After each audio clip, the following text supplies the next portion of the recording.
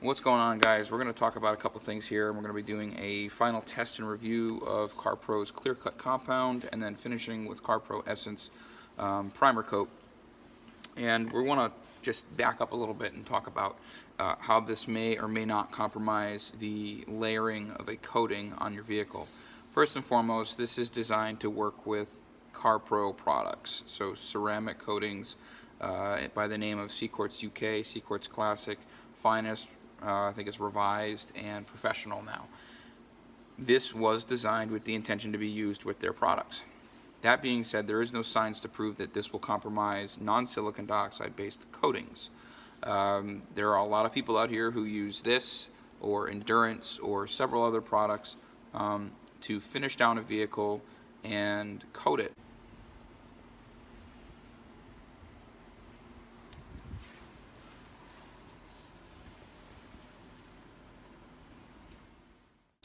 Okay, so basically the directions state to put 7 to 8 drops on the pad, use low speed to spread it around, and then gradually increase the pressure with high speeds to finish down the product. Most of the cutting power comes in the beginning stages of using this polish, so that's why it says to use minimal pressure and slow passes overlapping, and then eventually you give it the pressure. So what I do is I do 3 passes, 2 to 3 passes with no pressure at all, just me holding the machine against the panel, and then I do another 2 passes with medium pressure, and then another single or 2 passes with heavy pressure. As you can see the body panel flexing, that's from me pushing down on the panel with maximum force. Now sometimes, depending on the pad that you're using, you're going to have to hit an area 2, maybe 3 times, and if that's the case, if you're having trouble removing the defects, then all you have to do is step up the level of cut pad that you have. I'm using a Rupes yellow pad, which is a very fine to medium cutting pad. The green pad would be more ideal with this, but I find that just for comfort, the yellow pad is really great. Once it warms up, it starts to conform and doesn't vibrate as much.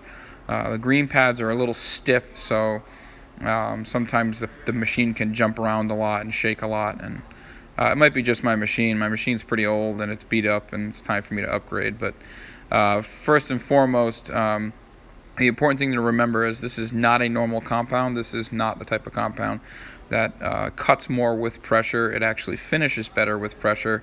It cuts more with less pressure and less arm speed, like I said, right in the beginning, and has a very short polishing cycle. So you're going to definitely want to pay attention to how this is reacting with the paint that you're working on. So I fast forwarded this as much as I could with frickin' iMovie, but it's going to take a while to get through this whole door. I think it probably took me about 7 to 10 minutes to do the whole door with just the cutting, and then another 3 minutes to finish it off.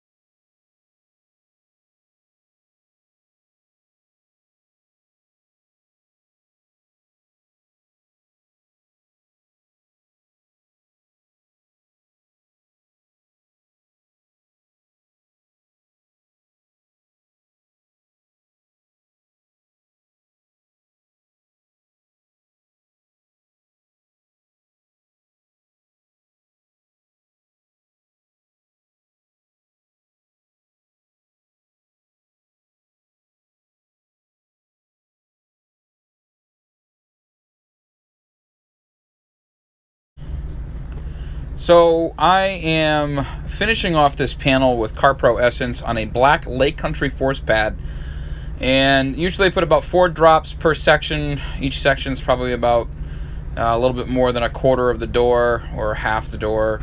Just depends on how fast I'm trying to get it done, really. The way Essence is supposed to work is with a good amount of pressure and speed, and that's going to give you the best finish.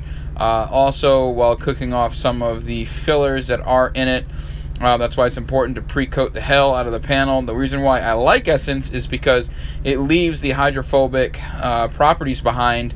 So doing your post-wash, getting rid of any oils or silicone on the paint, as well as all the dust that's in the cracks and crevices and whatnot, it just makes it a ton easier to dry the car after without having to touch it.